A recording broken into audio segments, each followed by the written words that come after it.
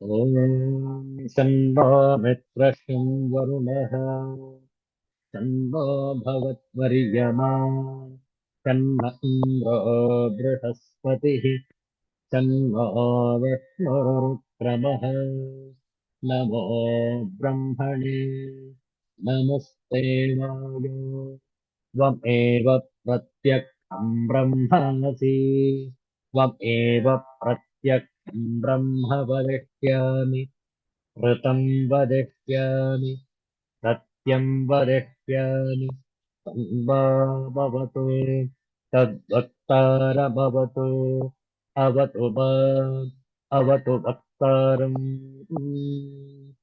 ॐ शान्तिः शान्तिः शान्तिः हरिः ॐ श्रीगुरुभ्यो नमः हरिः ॐ Universal prayer. Let's stand this together. O hidden light, vibrant in every atom. O hidden light, shining in every creature. O hidden light, embracing all in oneness. May each who feels himself as one with thee know he is also one with every other. Om Shantihi Shantihi Shanti. ಇಂದು ಮಾರ್ಗಶೀರ್ಷ ಮಾಸದ ಶುದ್ಧ ಅಷ್ಟಮಿ ಭೃಗುವಾಸರ ಈ ಶುಕ್ರವಾರದ ಮುಸ್ಸಂಜೆಯಲ್ಲಿ ಶ್ರೀ ಗುರು ದತ್ತಾತ್ರೇಯರ ಸಪ್ತಾಹವು ಕೂಡ ಆರಂಭವಾಗಿದೆ. ದತ್ತಾತ್ರೇಯರ ಜಯಂತಿ ಮುಂದಿನ ಗುರುವಾರ, ಅತ್ಯಂತ ಶ್ರೇಷ್ಠವಾದಂತಹ ದಿನ. ಅಂತಹ ಸಪ್ತಾಹದ ಆಂತರ್ಯದಲ್ಲಿ ಈ ಸಂದರ್ಭದಲ್ಲಿ ದತ್ತಾತ್ರೇಯರ ಸ್ತೋತ್ರದ ಪಾರಾಯಣ ತಾವು ಕೂಡ ನಮ್ಮೊಡನೆ ಪಾರಾಯಣವನ್ನು ಮಾಡಬಹುದು. ಅಪಾರ ಮಹಿಮಾನಂತ ಆದ್ಯಂತರಹಿತ ಶಿವ ಸಂಸಾರ ಭಯದಾವಾಗ್ನಿ ಭವಸಾಗರ ತಾರಕಃ ದತ್ತಾತ್ರೇಯ ತವ ಶರಣಂ ದತ್ತನಾಥ ತವ ಶರಣಂ ತ್ರಿಗುಣಾತ್ಮಕ ತ್ರಿಗುಣಾತೀತ ತ್ರಿಭುವನ ಪಾಲಕ ತವ ಶರಣಂ ಶಾಶ್ವತ ಮೂರ್ತೆ ತವ ಶರಣಂ ಶ್ಯಾಮ ಸುಂದರ ತವ ಶರಣಂ ಶೇಷಾಭರಣ ಶೇಷಭೂಷಣ ಶೇಷಶಾಯೀ ತವ ಶರಣಂ ಷಡ್ಭುಜಮೂರ್ತೆ ತವ ಶರಣಂ ಷಡ್ಭುಜಯತಿವರ ತವ ಶರಣಂ ದಂಡಕಮಂಡಲು ಗದಾ ಪದ್ಮ ಶಂಖಚಕ್ರಧರ ತವ ಶರಣಂ ಕರುಣಾನಿಧೆ ತವ ಶರಣಂ ಕರುಣಾಸಾಗರ ತವ ಶರಣಂ ಕೃಷ್ಣಾ ಸಂಗಮ ತರುವರವಾಸ ಭಕ್ತವತ್ಸಲ ತವ ಶರಣಂ ಶ್ರೀ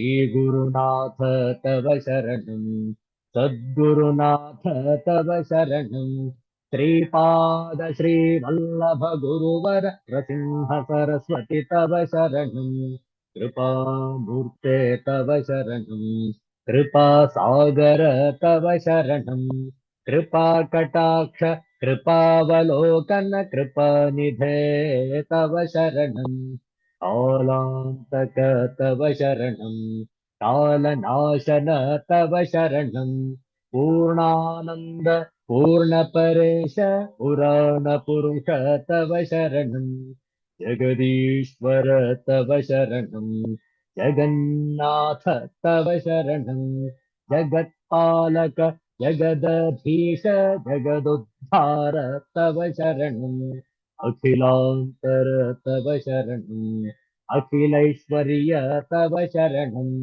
भक्तजन प्रिय भव भयनाशन प्रसन्न वदन तव शरणं तपोमूर्ते तव शरणं तेजोराशे तव शरणं ब्रह्मानंद ब्रह्म सनातन ब्रह्म मोहन तव शरणं विश्वात्मक तव शरणं विश्वरक्षक तव शरणं विश्वंभर विश्वजीवन विश्वपरात्पर तव शरणं विघ्नान्तक तव शरणं विघ्ननाशन तव शरणं प्रणवातीत प्रेमवर्धन प्रकाशमूर्ते तव शरणं दत्तात्रेय तव शरणं दत्तनाथ तव शरणं त्रिगुणात्मक त्रिगुणातीत त्रिभुवनपालक तव शरणं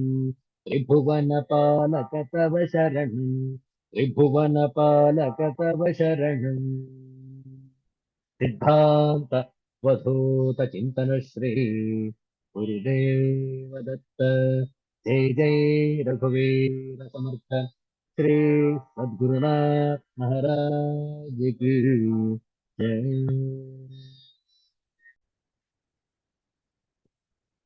2 ನಿಮಿಷ ನಾಮ ಜಪ ನಾವು ಹೇಳಿಕೊಟ್ಟ ನಂತರ ಪುನರಾವರ್ತನೆ. ಜಯ ಜಯ ಲಕ್ಷ್ಮೀ ನರಸಿಂಹ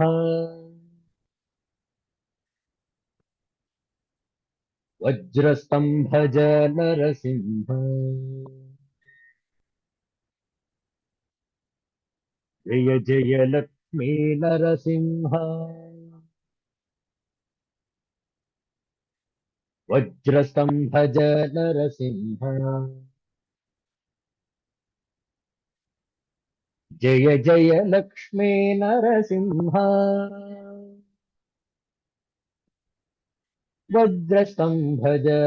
वज्रस्तंभज नरसिंह जय जय लक्ष्मी नरसिंह वज्रस्तंभज नरसिंह जय जय लक्ष्मी नरसिंह वज्रस्तंभज नरसिंह जय जय लक्ष्मी नरसिंह वज्रस्तंभज नरसिंह वज्रस्तंभज नरसिंह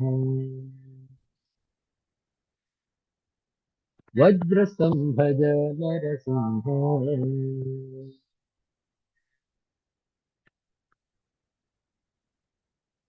श्री लक्ष्मी नरसिंह स्वामी की जय.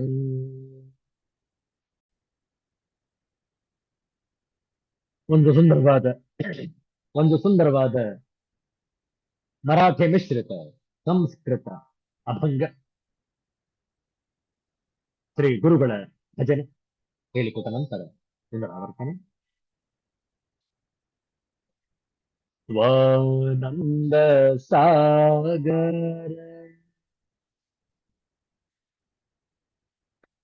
शांति सुधाकर कारुण्य जलधर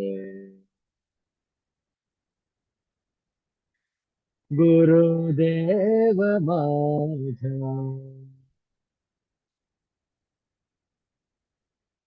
ज्ञानाचे भंडार ज्ञानाचे मंदिर चैतन्य दिनकर गुरुदेव माझा परमात्मा प्रेषित परमात्मा पूरित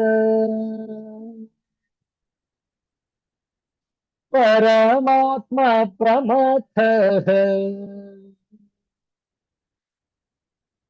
गुरुदेव माझा भवभयहार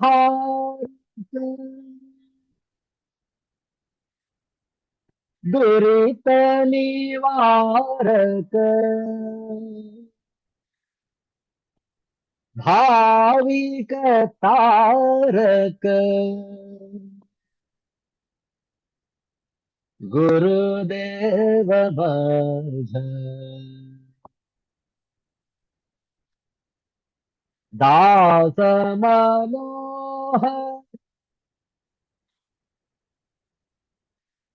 प्रार्थी वारंवार दावाय निज सार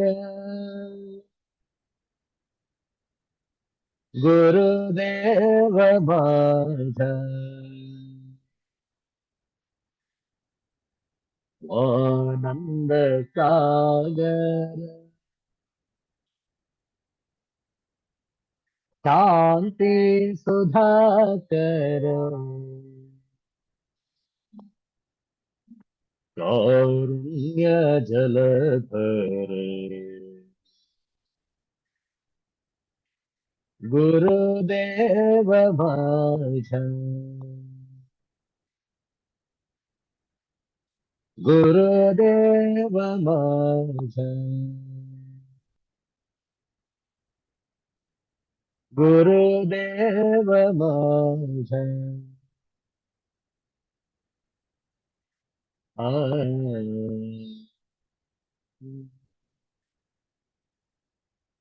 सिद्धांत अवधूत चिंतन श्री गुरुदेव दत्त जय जय रघुवीर समर्थ श्री सद्गुरुनाथ महाराज की जय। हर हर नमः पार्वती पतये हर हर महादेव शंभो। ಆಚಾರ್ಯ ಶಂಕರರ ವಿವೇಕ ಚೂಡಾಮಣಿ ಪ್ರಾರಂಭದಲ್ಲಿ ಕೆಲವು ಶ್ಲೋಕಗಳ ಪಾರಾಯಣ ಹೇಳಿಕೊಟ್ಟ ನಂತರ ಪುನರಾವರ್ತನೆ. ಪ್ರಥಮದಲ್ಲಿ ಮಂಗಳಾಚರಣ ಶ್ಲೋಕ. ಸರ್ವ ವೇದಾಂತ ಸಿದ್ಧಾಂತ ಗೋಚರಂ ಸಮಗೋಚರಂ ಗೋವಿಂದಂ ಪರಮಾನಂದಂ ಸದ್ಗುರುಂ ಪ್ರಣತೋಸ್ಮ್ಯಹಂ ಶ್ರೀಗುರುಂ ಪ್ರಣತೋಸ್ಮ್ಯಹಂ.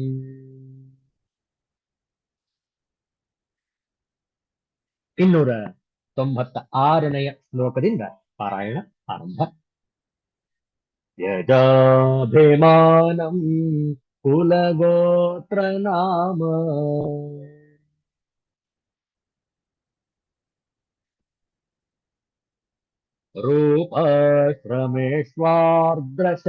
ರೂಪಾಶ್ರಮೇಷ್ವಾರ್ದ್ರಶವಾಶ್ರಿತೇಷು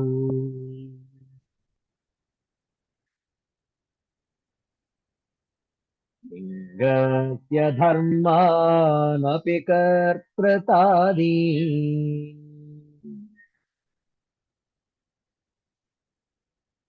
ತ್ಯಕ್ವಾ ಭವಾಖಂಡ ಸುಖ ಸ್ವರೂಪಃ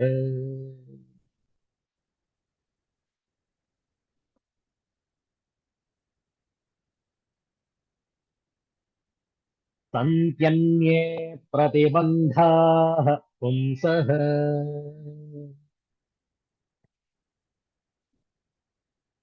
ಸಂಸಾರ ಹೇತವೋ ದೃಷ್ಟಾಃ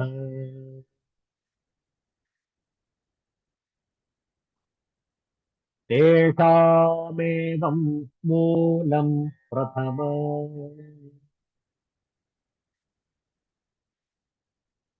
ವಿಕಾರೋ ಭವತ್ಯಹಂಕಾರಃ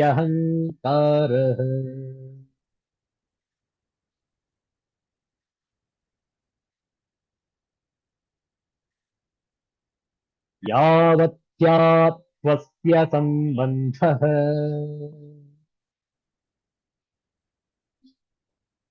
अहङ्कारेण दुरात्मना तावन्न लेशमात्रापि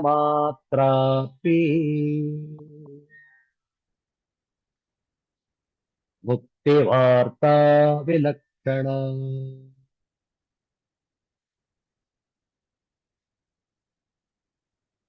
अहङ्कारग्रहान् मुक्तः स्वरूपमुपपद्यते चन्द्रविद्विमलः पूर्णः सदानन्दः स्वयं प्रभः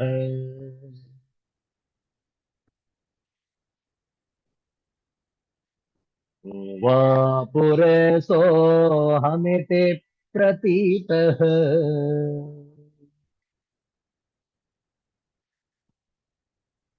बुद्ध्या प्रकृप्तस्तमसाति मूढया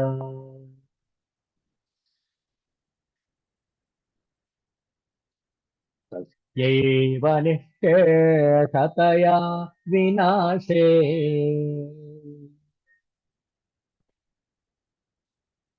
ब्रह्मात्मभावः प्रतिबन्धशून्यः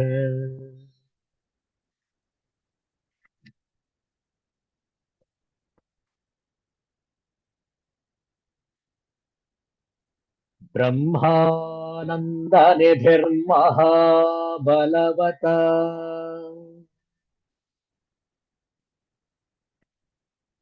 अहङ्कारघोराहिना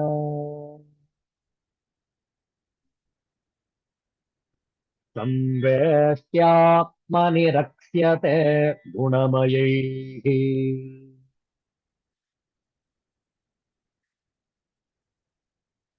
चण्डैस्त्रिभिर्मस्तकैः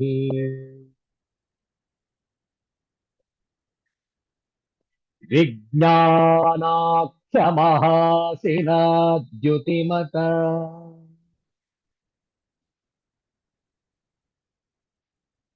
विच्छिद्य शीर्षत्रयम् निर्मूल्याहिमिमम् निधिम् मुखकरम्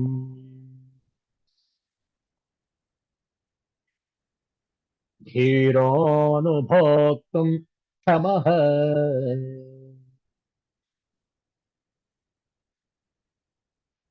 ॐ शान्तिः शान्तिः शान्तिः हरिः ॐ श्रीगुरुभ्यो नमः हरिः ॐ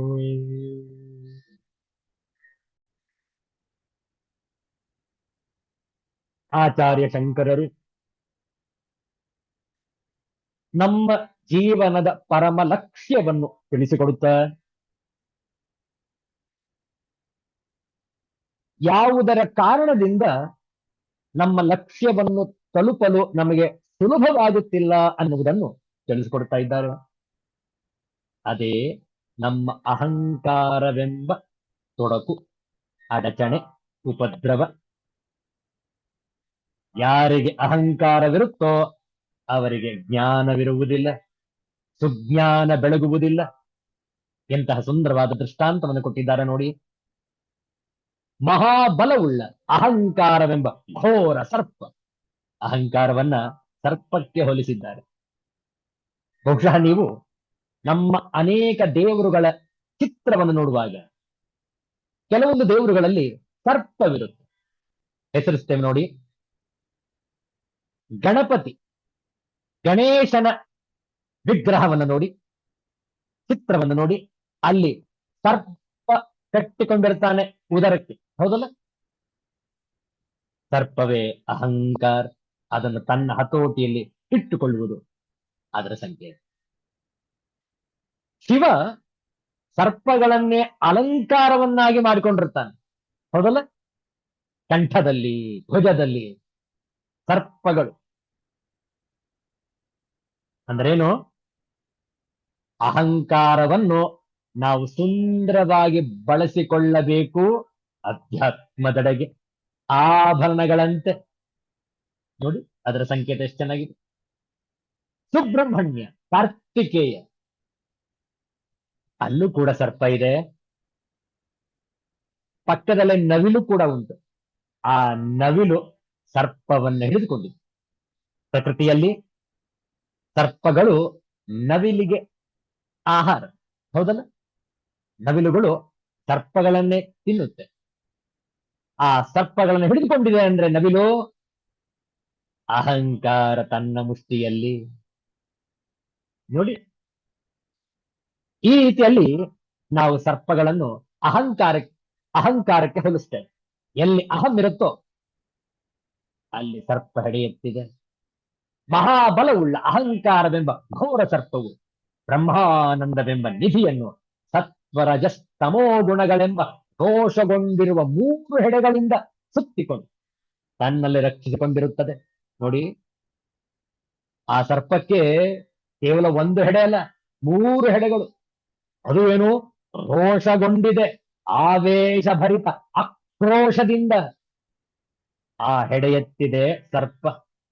ಅದೇ ಸತ್ವಗುಣ, ರಜೋಗುಣ, ತಮೋಗುಣ ಗುಣಗಳೆಂಬ 3 ಹೆಡೆಗಳು ಆ ಸರ್ಪಕ್ಕೆ. ಅದು ಈ ಬ್ರಹ್ಮಾನಂದವನ್ನು ಮುಚ್ಚಿಕೊಂಡ್ಬಿಟ್ಟಿದೆ, ಆವರಿಸಿಕೊಂಡು ಬಿಟ್ಟಿದೆ. ಎಲ್ಲಿಯವರೆಗೆ ಈ ಸರ್ಪದ ನಾಶ ಆಗುವುದಿಲ್ಲ ಅಲ್ಲಿಯವರೆಗೆ ಆ ನಿಧಿ, ಬ್ರಹ್ಮಾನಂದ ನಿಧಿ ದೊರಕುವುದಿಲ್ಲ.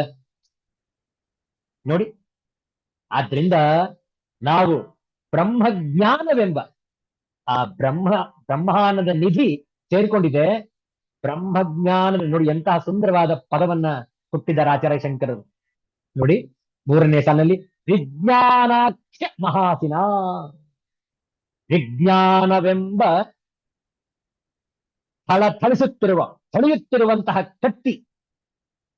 ಆ ಅಸಿನ, ಆ ಕತ್ತಿಯಿಂದ ಇದನ್ನು ವಿಚ್ಛಿದ್ಯ, ಈ 3 ಹೆಡೆಗಳನ್ನು ಕೂಡ ಕತ್ತರಿಸಿ ಹಾಕಬೇಕು. ಅಹಂಕಾರವನ್ನು ನೀಗಿಸಿಕೊಳ್ಳಬೇಕು.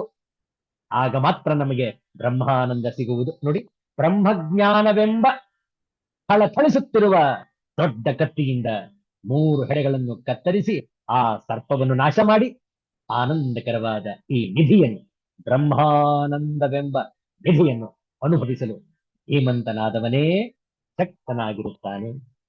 ಅಂತಹ ಸುಂದರವಾದಂತಹ ದೃಷ್ಟಾಂತವನ್ನು ಕೊಟ್ಟಿದ್ದಾರೆ ಆಚಾರ್ಯ ಶಂಕರ್. ನೋಡೋಣ, ಆಂಗ್ಲ ಭಾಷೆಯಲ್ಲೂ ಕೂಡ ಇದರ ಸುಂದರವಾದ ತಾತ್ಪರ್ಯ. The treasure of the infinite bliss of Brahman is kept secret in the undisturbed cave of the physical body. ಇದೇ ಶರೀರದಲ್ಲೇ ಆ ಬ್ರಹ್ಮಾನಂದ ಅಡಗಿಕೊಂಡಿದೆ. ನಾವು ಶೋಧಿಸಬೇಕು, ಹುಡುಕಬೇಕು. This treasure is being guarded by a serpent, the ego sense, the individuality. Individuality is represented by a serpent upon which Sri Krishna danced and destroyed the serpent in the holes of the peacock, the vehicle of Lord Subramanya. The serpent that is worn as an ornament by Lord Shiva. All these represent the ego sense, which is the stockpile of all our stupidities. This powerful, terrible serpent, the ego, protects the treasure trove of blissful Brahma. For its own selfish ends, this ego coils round the treasure and protects it. This ego, ahankara, in us will not allow us to realize the state of Brahman. It expresses itself at all times through one agitation or another. A triple-headed serpent is this ego. Its terrible hoods are the gunas. Chandaihi, Hikaraihi, Mastakaihi. Sattva, Rajas and Tamas. This serpent can be destroyed only by the sword of direct perception, Vijnanakya. By no other means can we end the ego. The ego can be ended by the sword of knowledge, forged by direct perception, which is gained through a sincere and intelligent study of the scriptures. The Shruti says, the self in you is the self everywhere. Sarvabhutasthamaatmanam, sarvabhutani cha atmani. That experience alone will end the ego. There is no other instrument, no other way to achieve this. Nanyah pantha vidyate.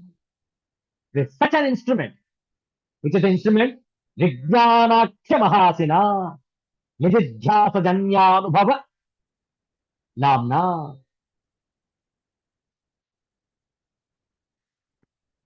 With such an instrument, let us cut off the three roots of this fearful serpent. Tamas can be ended with Rajas, Rajas by Sattva, and Sattva finally ends by itself. The ego has to be thus annihilated, plucked by its very root, Moola. Make it rootless, Nirmool. This is how the ego has to be destroyed. Then alone the self-knowledge can blossom. The self-knowledge can blossom in our bosom. Think ಅತ್ಯಂತ ಸೊಗಸಾದಂತಹ ವರ್ಣನೆ. ಸನ್ಮಾನ್ಯ Shri D V ಗುಂಡಪ್ಪನವರು ಕೂಡ ಯಾವ ರೀತಿಯಲ್ಲಿ ಧರ್ಮವನ್ನು ನಾವು ಸ್ಥಾಪಿಸಿಕೊಳ್ಳಬೇಕು ಹೃದಯದಲ್ಲಿ ತಿಳಿಸ್ತಾ ಇದ್ದಾರೆ ನೋಡಿ.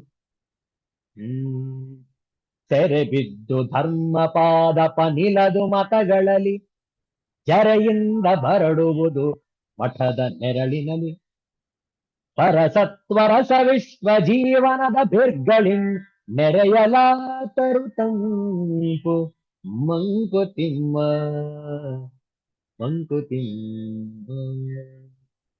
ಸುಂದರವಾದ ವಿಚಾರ.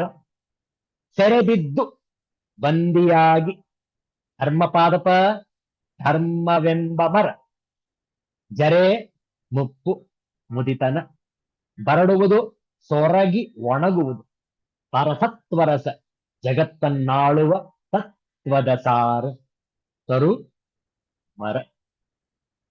ಧರ್ಮವೆಂಬ ಮರ ಭಿನ್ನ ಭಿನ್ನ ಮತಗಳ ಆಧಾರದ ಮೇಲೆ ನಿಲ್ಲುವುದಿಲ್ಲ. ಮಠಗಳ ಮತ್ತು ಅವುಗಳು ಪ್ರತಿಪಾದಿಸುವ ಮತಗಳ ನೆರಳಿನಲ್ಲಿದ್ದರೆ ಧರ್ಮ ಹೊರಗುತ್ತದೆ. ಜನಜೀವನದ ಬದುಕಿನಲ್ಲಿ ಸಂಸ್ಕೃತಿ ಮತ್ತು ಸಂಸ್ಕಾರಗಳ ಬೇರುಗಳಲ್ಲಿ ಪರತತ್ವದ ಪರಮಾತ್ಮನ ತತ್ವ ಮತ್ತು ಸತ್ವಗಳು ಆಳವಾಗಿ ಇಳಿದಲ್ಲಿ ಈ ಧರ್ಮವೆಂಬ ವೃಕ್ಷ ಮತ್ತೆ ಸಮೃದ್ಧಿಯಾಗಿ ಬೆಳೆದು ಸೊಂಪಾಗುತ್ತದೆ ಎನ್ನುತ್ತಾರೆ ಮಾನ್ಯ ಗುಂಡಪ್ಪನವರು ಈ ಮುಕ್ತಕದಲ್ಲಿ.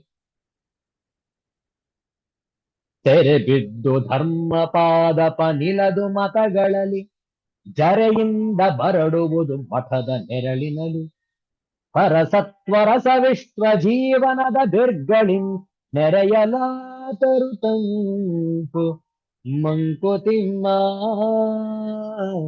ನೆರೆಯಲಾತರು ತಂಪು ಮಂಕುತಿಮ್ಮ ಮಂಕುತಿಮ್ಮ. ಈ ಜಗತ್ತಿನ ಆದಿಯಿಂದ ಸೃಷ್ಟಿಯಾದ ಪ್ರತಿ ವಸ್ತುವಿಗೂ ಅದರದೇ ಆದಂತಹ ಒಂದು ಧರ್ಮವಿದೆ. ಸಮಗ್ರವಾಗಿ ಸೃಷ್ಟಿ ಧರ್ಮವು ಎಂದಿಗೂ ಸ್ವತಂತ್ರವಾಗಿ ನಿಲ್ಲುತ್ತದೆ. ಆದರೆ ಅದಕ್ಕೆ ಮನುಷ್ಯ ಬೇರೆ ಬೇರೆ ರೀತಿಯಲ್ಲಿ ವ್ಯಾಖ್ಯಾನ ಮಾಡುತ್ತಾ ಹಲವಾರು ಪರಿಭಾಷೆಗಳನ್ನು ನೀಡುತ್ತಾನೆ. ಆಗ ಪ್ರತಿಯೊಂದು ಪರಿಭಾಷೆಯೂ ಒಂದೊಂದು ಮತವಾಗಿ ಹೊರಹೊಮ್ಮುತ್ತದೆ. ಅದಕ್ಕೆ ಹಲವರು ಅನುಯಾಯಿಗಳಾಗುತ್ತಾರೆ. ಅವರ ಬಲದಿಂದ ಆ ಮತ ಬೆಳೆಯುತ್ತದೆ. ಅದನ್ನು ಕಾಪಾಡಲು ಮತ್ತು ಬೆಳೆಸಲು ಮಠಗಳು ಹುಟ್ಟಿಕೊಳ್ಳುತ್ತವೆ. ಆ ಮಠಗಳಿಗೆ ಹಲವರು ಆಶ್ರಯ ನೀಡಿ ಬೆಳೆಯಲು ಪ್ರೋತ್ಸಾಹಿಸುತ್ತಾರೆ ಮತ್ತು ಹಲವರು ಆಶ್ರಯ ಪಡೆದು ಬೆಳೆಯಲು ಕಾರಣರಾಗುತ್ತಾರೆ. ಎಷ್ಟು ಅಭಿಮತಗಳು ಮತ್ತು ಪರಿಭಾಷೆಗಳಿದ್ದರೆ ಅಷ್ಟು ಮಠಗಳು, ಮಠಾಧೀಶರುಗಳು, ಅನುಯಾಯಿಗಳ ಗುಂಪುಗಳು ಇಡೀ ಸಮಾಜವನ್ನು ಮೂಲದಿಂದ ಬೇರ್ಪಡಿಸುವ ಕಾರ್ಯಕ್ರಮ ಮುಂದುವರಿಯುತ್ತದೆ. ಅಷ್ಟೇ ಅಲ್ಲ, ಬದಲಾದ ವಿಚಾರಧಾರೆಗಳು ಭಾಷೆ, ಜಾತಿ, ಆಚಾರ, ಸಂಪ್ರದಾಯದ ಹೆಸರಿನಲ್ಲಿ ಸಮಾಜವನ್ನು ಛಿದ್ರಗೊಳಿಸಿ ಜನರ ಮನಸ್ಸನ್ನು ಕಲುಷಿತಗೊಳಿಸಿ ಸ್ವಾರ್ಥ ಸಾಧನೆಯನ್ನು ಮಾಡುತ್ತಿವೆ ಈ ಮತಗಳು ಮತ್ತು ಮಠಗಳು. ಒಂದು ವಿಚಾರವನ್ನು ನಾವು ಸ್ಪಷ್ಟವಾಗಿ ಅರಿತುಕೊಳ್ಳಬೇಕು. ಧರ್ಮದ ಮೂಲ ಸ್ವರೂಪ ಎಂದಿಗೂ ಬದಲಾಗುವುದೇ ಇಲ್ಲ. ಅದರ ಮೂಲ ಸತ್ವದ ಆಧಾರದ ಮೇಲೆಯೇ ಹೊಸ ಹೊಸ ಆಯಾಮಗಳು ಸಿಗುತ್ತವೆ. ಒಂದು ಮರದ ಬೇರುಗಳು, ಕಾಂಡ ಎಲ್ಲವೂ ಮೂಲ ಬೇರಿನೊಂದಿಗೆ ಸಂಪರ್ಕವನ್ನಿಟ್ಟುಕೊಂಡದ್ದರಿಂದಲೇ ಹೊಸ ಚಿಗುರು, ಹೊಸ ಕೊಂಬೆಗಳು, ಹೂ ಹಣ್ಣುಗಳು ಪ್ರತಿ ವಸಂತದಲ್ಲೂ ನಮಗೆ ಕಾಣುವುದು. ಆ ಸಂಪರ್ಕವನ್ನು ಕಡಿದುಕೊಂಡರೆ ಮರವೇ ನಾಶವಾಗುತ್ತದೆ. ಹಾಗೆಯೇ ಪ್ರತಿಯೊಂದು ಸಮಾಜವು ತನ್ನ ಮೂಲ ಸಂಸ್ಕಾರ ಸಂಸ್ಕೃತಿಗಳೊಡನೆ ಎಲ್ಲಿಯ ತನಕ ಸಂಬಂಧವನ್ನು ಇಟ್ಟುಕೊಂಡಿರುತ್ತದೆಯೋ ಅಲ್ಲಿಯ ತನಕ ಅದು ತನ್ನ ಸ್ವಧರ್ಮದಿಂದ ಬೇರಾಗುವುದಿಲ್ಲ. ಮಾನವ ಜನಾಂಗದ ಚರಿತ್ರೆಯಲ್ಲಿ ನಮಗಿದರ ದೃಷ್ಟಾಂತಗಳು ಹೇರಳವಾಗಿ ಸಿಗುತ್ತವೆ. ನಾವು ಭಾರತೀಯರು, ನಮಗೆ ಸನಾತನದ ತತ್ವ ಮತ್ತು ಸತ್ವಗಳೇ ಆಧಾರ. ಅದನ್ನು ತೊರೆದರೆ ನಮ್ಮ ಸಂಸ್ಕೃತಿಯೂ ಸಹ ಚರಿತ್ರೆಯ ಪುಟಗಳಲ್ಲಿ ಕಳೆದು ಹೋಗುವ ಸಾಧ್ಯತೆ ಇದೆ. ಇಂದು ನಾಗರಿಕತೆಯ ವಿಕಾಸದ ಹೆಸರಿನಲ್ಲಿ ನಡೆಯುತ್ತಿರುವ ಬದಲಾವಣೆಗಳು ನಮ್ಮನ್ನು ಆ ದಿಕ್ಕಿನಲ್ಲೇ ಕೊಂಡು ಹೋಗುತ್ತಿದೆ. ನಮ್ಮ ಮುಂದಿನ ಪೀಳಿಗೆಗೆ ಒಂದು ಸುಸಂಸ್ಕೃತ ಸತ್ವಯುತವಾದ ಸಮಾಜವನ್ನು ನಾವು ಬಿಟ್ಟು ಹೋಗಬೇಕಾದರೆ ಜಗತ್ತಿಗೆ ಆಧಾರವಾದ ಪರಮಾತ್ಮ ತತ್ವವು ಮತ್ತು ಆ ತತ್ವದ ಸತ್ವ ಒಂದೇ, ಮಾನವ ಜನಾಂಗಕ್ಕೆ ಮೂಲ ಧರ್ಮ ಒಂದೇ ಮತ್ತು ಆ ತತ್ವದ ಆಧಾರದ ಮೇಲೆಯೇ ಜಗತ್ತಿನ ಜನರೆಲ್ಲರೂ ಪ್ರೇಮ ಸೌಹಾರ್ದಯುತವಾದ ಬಾಳ್ವೆ ನಡೆಸಬೇಕು ಎಂದು ಅರಿತು ಬಾಳಲಾದರೆ ಗುಂಡಪ್ಪನವರ ಪಾರಸತ್ವರ ಸವಿಶ್ವ ಜೀವನದ ನೆರೆಯಲಾತರು ತಂಪು ಎಂಬ ಆಶಯದಂತೆ ಈ ಜಗತ್ತು ಎಂಬ ತರುವೂ ಸಹ ಸುಂದರವಾಗಬಹುದು. ನಮ್ಮ ಜೀವನವನ್ನು ಸುಂದರವಾಗಿಸಿಕೊಳ್ಳಲು ಇಷ್ಟು ದೃಷ್ಟಾಂತಗಳು, ಉಪಮೆಗಳು, ವ್ಯಾಖ್ಯಾನಗಳು ಸಾಲದೆ. ವಿಚಾರ ಮಾಡೋಣ. ವಿಚಾರ ಮಾಡುತ್ತಾ ನಮ್ಮ ಜೀವನದ ಲಕ್ಷ್ಯ ಯಾವುದಿದೆ ಅದನ್ನು ಮರೆಯದಿರೋಣ. ಜೀವನದ ಪರಮ ಲಕ್ಷ್ಯ ನಮ್ಮ ಆತ್ಮಸ್ವರೂಪದ ಅವಗಾಹನೆ. ಆ ಅನುಭಾವವನ್ನು ನಾವು ಜೀರ್ಣಿಸಿಕೊಳ್ಳಬೇಕು ಪ್ರತಿನಿತ್ಯದ ಅಧ್ಯಯನದಿಂದ. ಉಳಿದ ವಿಚಾರಗಳನ್ನು ಮುಂದಿನ ವಾರ ಮುಂದುವರಿಸೋಣ. ಶಾಂತಿ ಮಂತ್ರ. ಓಂ ಸರ್ವೇ ಭವಂತು ಸುಖಿನಃ, ಸರ್ವೇ ಸಂತು ನಿರಾಮಯಾಃ, ಸರ್ವೇ ಭದ್ರಾಣಿ ಪಶ್ಯಂತು, ಮಾ ಕಶ್ಚಿತ್ ದುಃಖಭಾಗ್ ಭವೇತ್. ಓಂ ಶಾಂತಿ ಶಾಂತಿ ಶಾಂತಿ. ಹರಿ ಓಂ. ಶ್ರೀ ಗುರುಭ್ಯೋ ನಮಃ. ಹರಿ ಓಂ. ಮತ್ತೆ ಭೇಟಿಯಾಗೋಣ. ಎಲ್ಲರಿಗೂ ಒಳಿತಾಗಲಿ, ಎಲ್ಲರಿಗೂ ಶುಭವಾಗಲಿ. ಜೈ ಶ್ರೀ ಗುರುದೇವ ದತ್ತ.